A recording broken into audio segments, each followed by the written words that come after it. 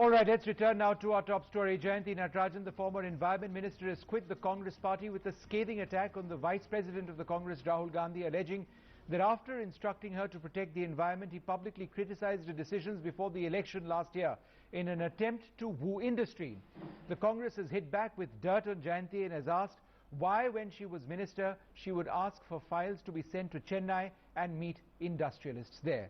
Well, joining us now to debate this, Abhishek Manu Singhvi, the Rajya Sabha MP of the Congress, GVL Narasimha Rao, spokesperson of the BJP, Jay Panda, Lok Sabha MP of the BJD, Neerja Chaudhary, senior journalist with us, and as we mentioned, in about 8 minutes or so from now, we expect to be joined by Jayanthi Natarajan herself. Dr. Singhvi, let me just come to you first. Does the Congress party believe that Jayanthi Natarajan was corrupt?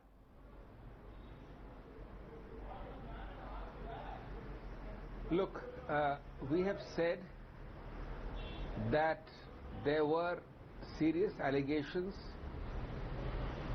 and there was widespread belief at that time which led to a removal.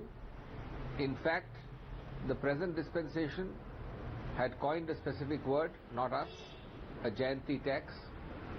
And as a political party, I think had we not taken some action, we would be liable to blame, not because we took action.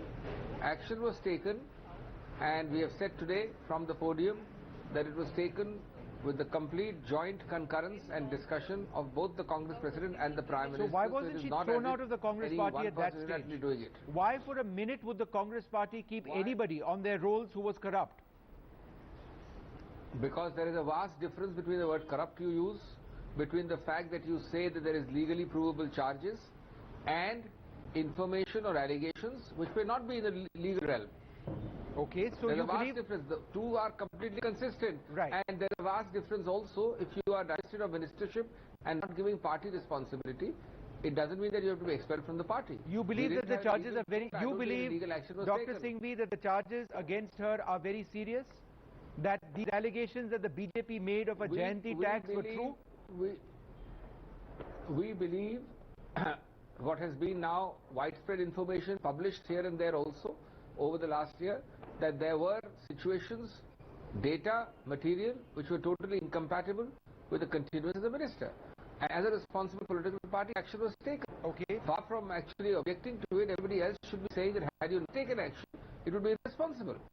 Mr. GVL Narasimha Rao, does the BJP believe now the difference over here, firstly, that she never got that appointment with Rahul Gandhi? Isn't that a huge issue? I think, you see, you are to step back and put three things into perspective. First of all, factually on the narrow issue, she left the ministry in December and she had a long meeting in January, and you can take it that on high authority, she was told the reason why she's leaving. I can't say more than that. There is absolutely no truth in the suggestion by her that she does not know or was not told. She admits to a meeting in January, which is within a month of her leaving. You have forgotten that. Point number two, if she or certain other persons don't like the fact that the Congress policies were pro-poor and pro-deprived, and they are more comfortable with the pro-corporate BJP policies, so be it. You're entitled to follow them. But the Congress has a declared manifesto policy in such matters, and that was all that Rahul Gandhi or the others were pushing. In fact, forget Rahul Gandhi, an ordinary Congress worker or a Congress MP or an MLA can write about such things, and a minister is obliged to take action. Okay, there's at this nothing stage, wrong in that. All right, at now, this stage the we are... the most important point. Just 1 second. Just one second. Yes. I think it's wrong to see this only as the nitty-gritty of a detail. It is to be also seen, unfortunately, that a person who got everything she owes from the Congress, to have found it so great, and even to have sought work till November, and to have today found it so disgusting and left after 4 terms at a ministership, I think that tells its own tale. And that's regrettable, but that's the truth. All right, well, let's just go straight across at this stage to Jayanthi Natarajan. But we can read out parts of this letter where she claims that is exactly what is done. On the contrary, I said... No, in the letter she says it's a party policy and followed party's directive. The manifesto, 1 minute, which acts contrary to the manifesto of the party in power, it is never heard of. Of course, That manifesto has to be for legal things, Okay. for public interest. I want to bring in Jay Panda at this stage, who's been listening very patiently. This cannot just be a Congress versus BJP issue.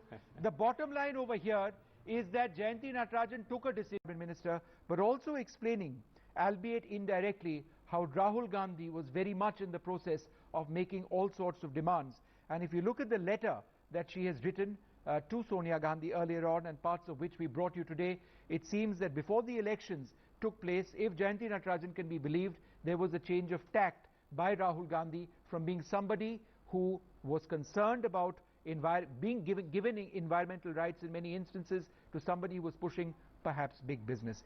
We're completely out of time at this stage. It's time now for us to take this short break.